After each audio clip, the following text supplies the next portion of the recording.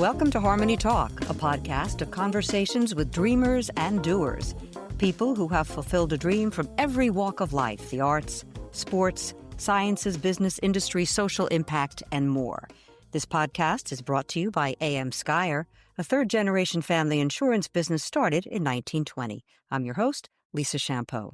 Our guest today is Adam Brawer, known as the Spiritual Realtor, in his home territory of Southern California. Adam started his career in a different field, entertainment, which included helping to package and pioneer many popular shows, including Dancing with the Stars and American Idol. But a Hollywood scandal derailed an Amazon movie he was working on, and in his own words, quote, "I left 15 years of my career on the floor." Forced to pivot and reinvent himself, Adam pursued real estate in a way that has made him unique and interesting and successful. Welcome, Adam, to Harmony Talk. So nice to have you here. Adam, you've built a solid reputation as an authority on real estate in the Los Angeles area, which, of course, has no shortage of luxury real estate or realtors for that matter. Tell us about your journey from your childhood in, I think it was Florida, to the world of TV and films, your original dream, to where you are today. I know it was a journey, so why don't you just take your time? Tell us the story. Yeah, thanks for the platform. So I did move from Miami to LA, but I was born and raised in New York and Brooklyn. Spent my first 18 and a half years of life there. Went to Tulane and then the University of Miami, studied abroad in London. And I thought I wanted to initially be a music agent. I had a childhood friend who was an A&R at Def Jam, a Universal subsidiary, hip hop music. And I loved music. I still love music. For me, there was nothing like being in the studio while something was being created. The producers and the artists were discovering the music that was coming forth. It was electric. It was exciting. It was interesting. I ended up booking a couple large events in London, the World B-Boy Championships at Wembley Arena with LL Cool J and MTV Europe events with Sean Paul. I moved to LA for a job at the William Morris Agency, and I had big dreams, big plans. I quickly realized that being a music agent is not a creative pursuit in any way. You're basically booking tour dates. So you're on the phone. You're not in the studio really. You are traveling, but it's not what I thought it was. So I moved into the television department right as reality TV was really picking up steam.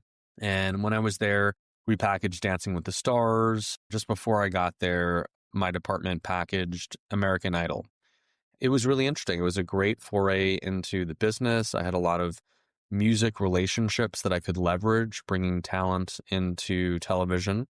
And when I left, I got a job at Fremantle Media, the producers of American Idol and America's Got Talent. I produced reality TV for several years, moved into the film business. I co-founded a production company with my lawyer at the time called Sentinel Pictures. And our business model essentially was we would finance development. Studios at that time were trimming back their development budgets. So we saw a unique opportunity to finance the development of independent films projects and either then sell the scripts and the full packages, a script plus a director, actor, etc., to the studio, or produce it ourselves. And did that for years until, interestingly enough, the Me Too movement, I didn't realize that I was in business with some pretty unsavory characters, both men and women. I had a series of setbacks. I had the rights to Chippendales, which I sold with my partner to Harvey Weinstein. Terrible move in hindsight.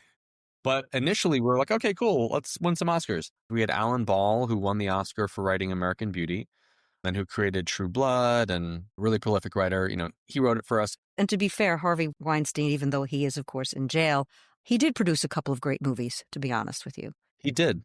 He's got great taste, makes terrible decisions, a predator, but that's behind us. Moving along. Moving along. And so, yeah, another partner I had on a couple films was Brett Ratner, who was Me Too'd with Russell Simmons. It was Harvey first, then it was Russell, and Brett. Vanity Fair did a huge piece. Brett was the director of the Rush Hour movies with Jackie Chan, and he had a huge production company at Universal. And, you know, my company had financed the development of a thriller set in Paris called Run Away With Me. that was similar to sort of Bright Lights, Big City meets, there's a Harrison Ford film that takes place in Paris, which escapes me. We got a great script, great director, and then we cast Amber Heard. This is where things start to go awry. That's where things went awry. Well, first it was Brett.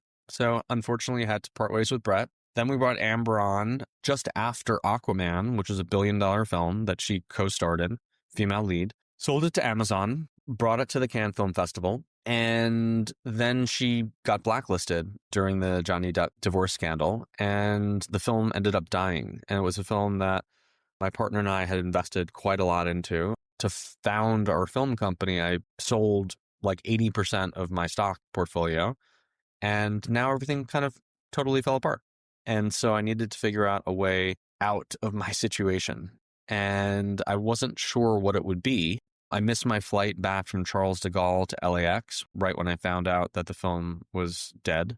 And so I took a detour and I went to Iceland solo for about 5 days.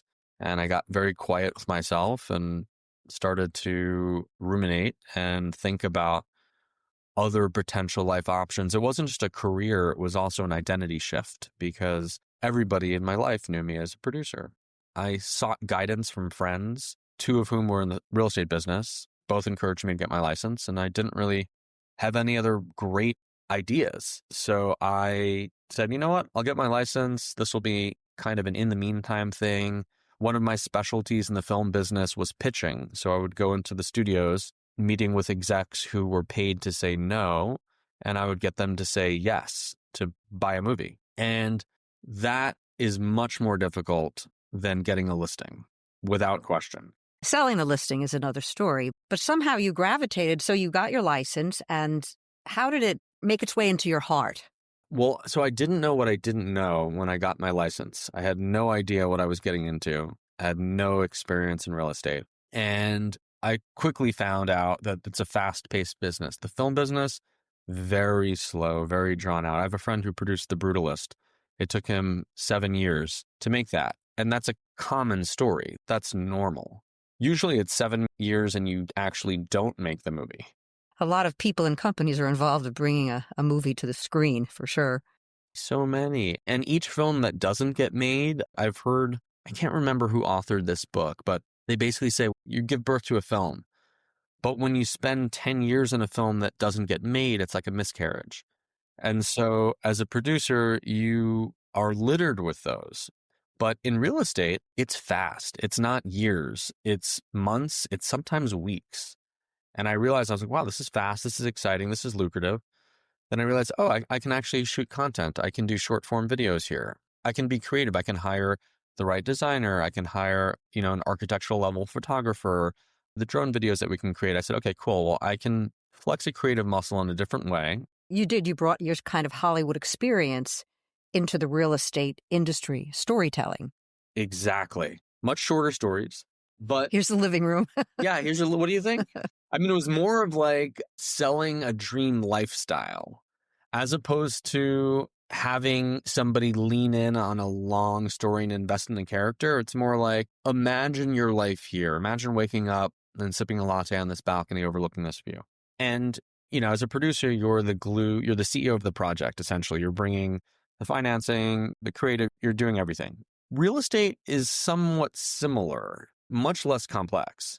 But as a realtor, you're building teams around clients. So sometimes, always, if you're listing a property, it involves marketing. It involves hiring professionals. Sometimes, depending on what's going on with the owners, it could involve hiring private security. It's a full spectrum of what team members you might need to unite on a project. Do you remember the first house or asset that you sold that it clicked for you? Yes, I've come a long way.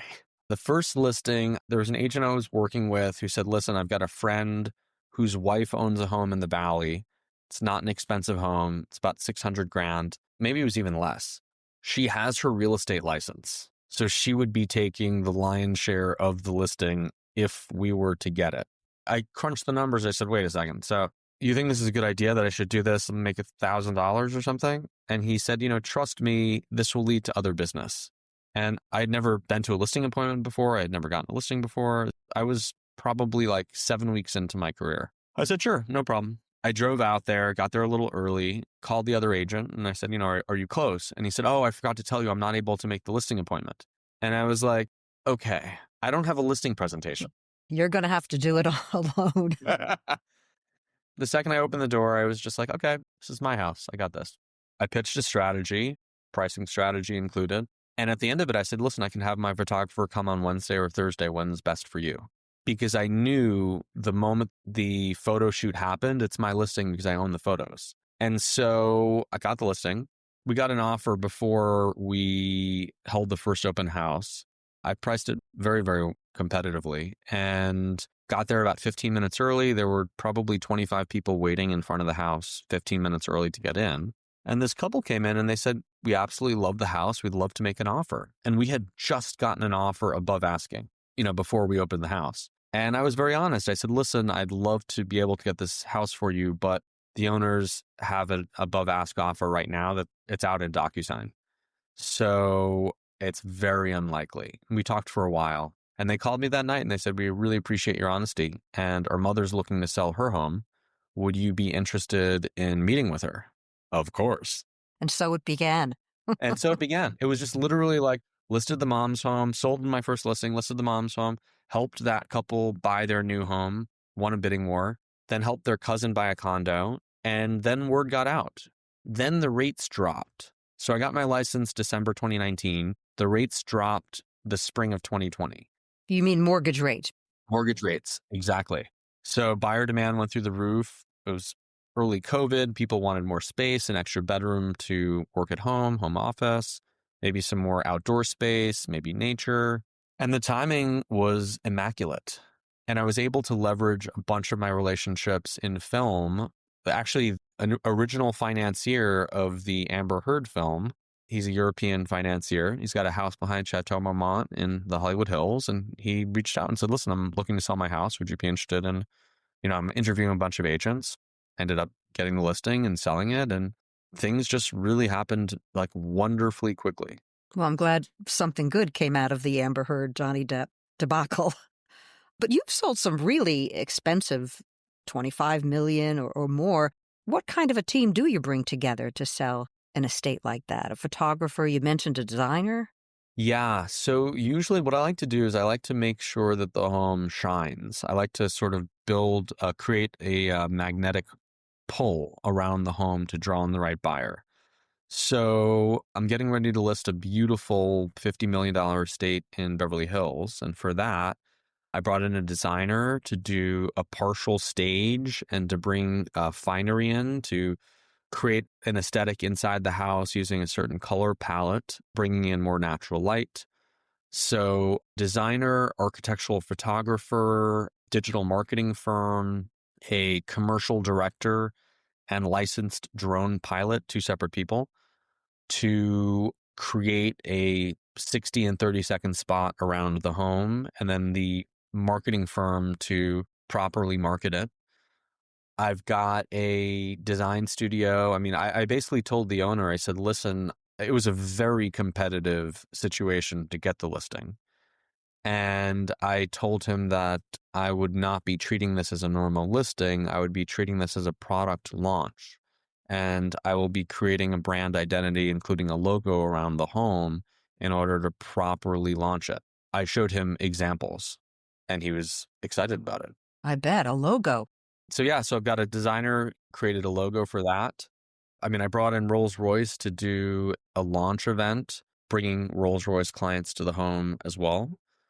Lots and lots of social media content, multiple videographers. We shot a Yo MTV Cribs style tour through the home and also really have fun in the house. Like I realized the more fun I'm having in a property, this is when I started to love real estate. The more fun I'm having in a property, the more people want to be involved, the more people want to tour the property. The energy of the home feels better. I trademarked the phrase from staged to saged. It does sound like a heck of a lot of fun putting together a listing like that. And I know you're known as the, quote, spiritual realtor, and you just mentioned a stage to sage. So yes, tell us about that. Yeah, well, I was thinking years ago, I think branding is very important. And I was thinking, like, what would be a great leave behind? What would be a great gift for clients? Something small, something memorable. I sage myself every single day.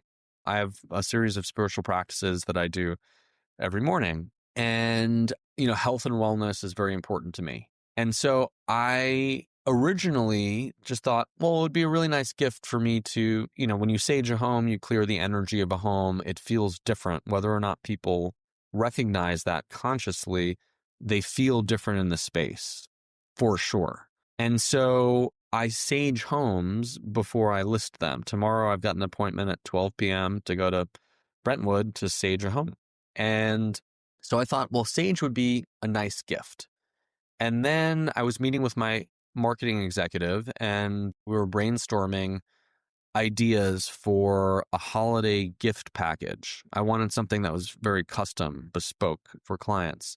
And we decided, well, sage would be great. I wanted it to be multi-sensory, and sage has a great scent to it. So, I figured, okay, cool. Well, I'll just package the sage and I'll put it in a special bag and I'll have it tied and, hand tied. And then we were just thinking about slogans and going back and forth. And you stage a home before you list it, and you sage a home. Well, at least I do before I list it. And if I'm representing the buyer, upon close, it marks a chapter. And so from staged to saged, it's like I am holding the clients energetically throughout the entire transaction, start to finish. And so I trademarked it and branded it, and now it's a custom gift. I take it the clients are very receptive.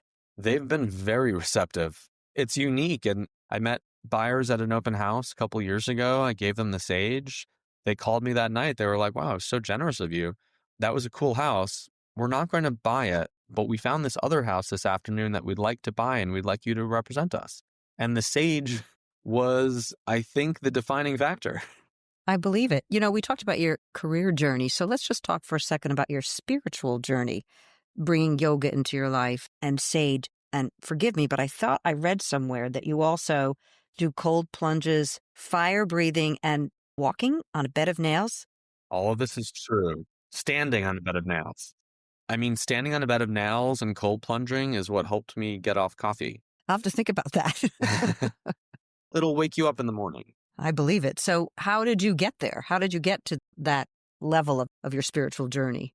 So about 20 years ago, I got into a car accident. I was in a cab. The cab got into a car accident. I got 31 stitches in my chin and had neck problems. And I tried all types of rehab and physical therapy, massage, acupuncture, things that worked temporarily, but nothing worked long term. And so I found this esoteric type of yoga that I would start practicing. And I realized, like, oh, wow, my neck loosened up permanently. My back as well. I feel great. Breath work was a part of this lineage of yoga. So I started doing breath work every morning, fire breathing for 3 minutes, in and out through the nose. And it calmed me down. And I said, okay, well, there are some great benefits here. I'm going to continue doing this every day. Many years ago, probably 10 years ago, the Wim Hof craze became in vogue. Cold showers, cold plunges. I'm sorry, I don't know the Wim Hof craze. Okay, so Wim Hof, he's a Guinness World Record holder for many different types of cold water immersion. He was put inside a block of ice for, I want to say, like 2.5 hours. He's done things that are quite remarkable. I did a training with him once, and he pioneered a certain type of breath work that you do prior to getting into an ice bath. And I was actually going through a breakup, and I realized that cold water is an antidepressant, like massively. It's a mood enhancer. What a cold shower or 3-minute cold plunge does for you, no pharmaceutical could. There's just no pill that you could take that gives you that, whether it's the energy boost, the mood enhancer, the anti-inflammatory benefits, metabolism booster. It's just like a panacea. It's incredible. And so I started doing that very regularly. And it's called bed of nails. There's like a plastic version of a bed of nails that has become somewhat popular. And I used to lie down on it before going to sleep. A few years ago, I discovered there's a copper bed of nails that is like a 10x advanced version of that. And it's intense. And I started standing on it while doing fire breathing. And it took things to a totally new level. I believe it. I feel like it enhances my deliberate stress, whether it be standing on a bed of nails, whether it be exercise, high intensity, whether it be cold water immersion. It's amazing for your immune system. It also, I think, prepares you for life. When you can be calm in those high intensity situations, you can handle crisis incredibly well. And I've noticed that I recently, less than a year ago, joined a personal training gym in order to really push myself. And I've noticed that the more intensity I put myself under, the better equipped I am to deal with any client issue that might arise. Anything. It lets me serve my clients better. Isn't the bed of nails painful? It is, but after a while, you get used to it. You release endorphins and oxytocin into your bloodstream as a result of your skin being pierced by nails. And after about 90 seconds, you feel pressure, but you don't really feel that much.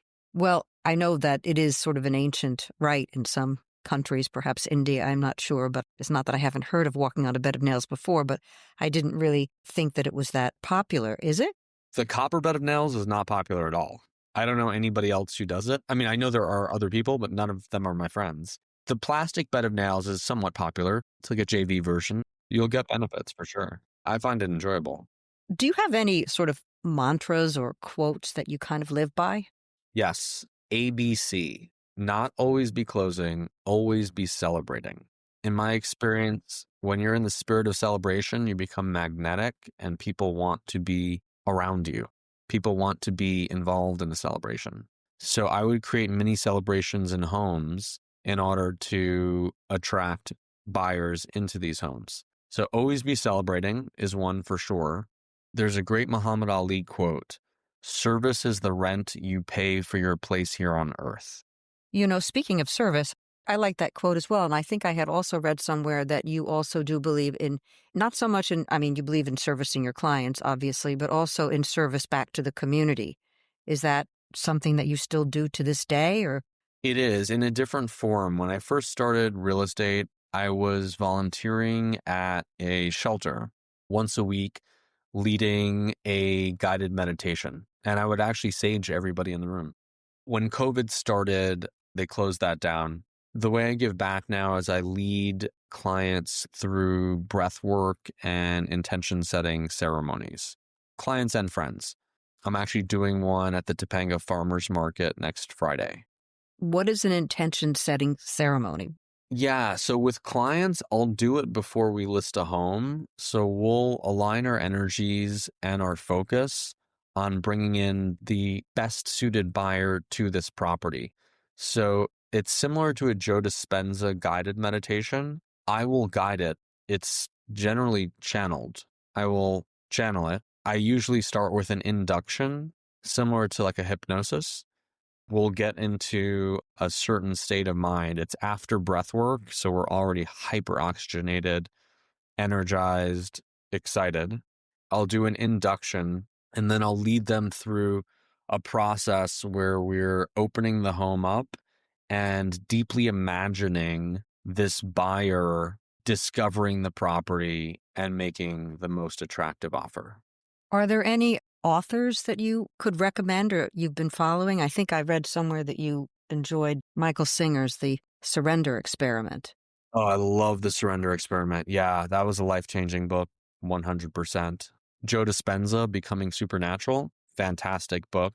There's a book specific to real estate. The author is Larry Kendall. It's called Ninja Selling.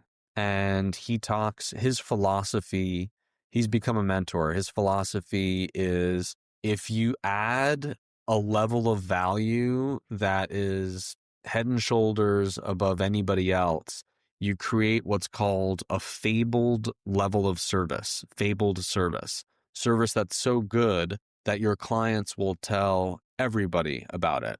and then you no longer have to do marketing. It's great advice if you can do it. It's great advice if you can do it. Yeah. Life-changing book.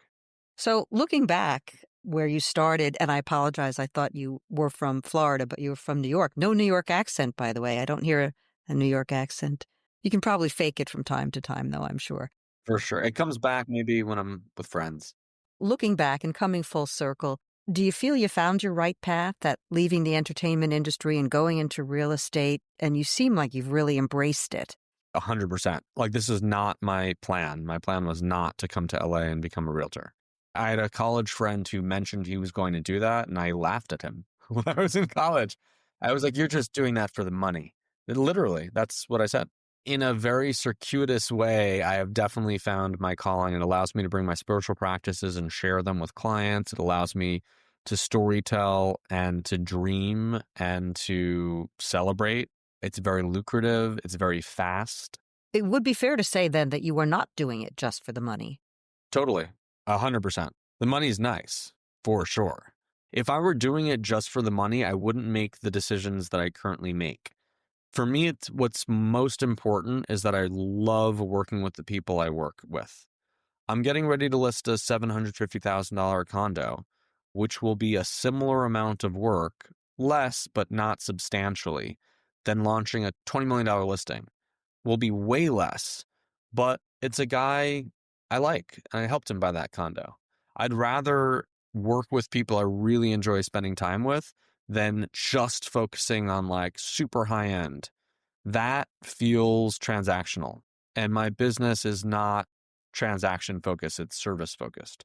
What kind of advice would you give somebody, say like yourself, who had like an earlier dream, changed, shattered, derailed?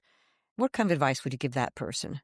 I'd say flexibility is underrated. I would say be flexible in the way you think about yourself, in the way you define yourself. Don't be afraid. Be fearless. Don't be afraid of any judgments. And anybody who's going to judge you for making a pivot, anybody who's going to suggest that you're a failure, that's universal realignment. That person should not be in your life.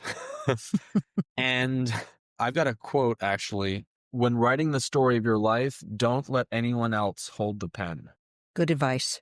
Yeah, I would say empower yourself, be fearless, make courageous decisions. Don't hedge against failure, bet on success. Bet on your own success. And jump in. And if you truly believe, you will be successful. Great advice. Great advice. Adam, thank you so much for being with us. It's been really enjoyable. Thanks for sharing your very unique and interesting life and lifestyle. And for those in our audience who are listening, if you'd like to know more, you can visit adambrowerestates.com. And thank you again. Adam, good luck to you. Thank you so much, Lisa. I really appreciate it. This podcast has been brought to you by AM Skyer, a third-generation family insurance business started in 1920. Talk to you next time.